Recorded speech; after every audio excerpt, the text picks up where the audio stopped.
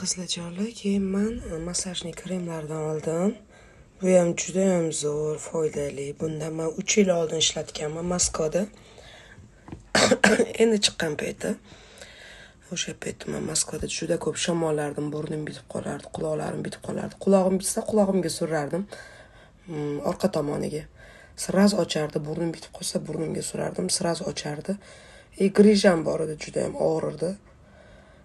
Surib massaj qilardim, oyoqlarim, kabluk kiysam oyog'im og'rib qolardi. Sraz ta'sir qilardi, zo'r foyda berardi. Bu kremga ham gap yo'q.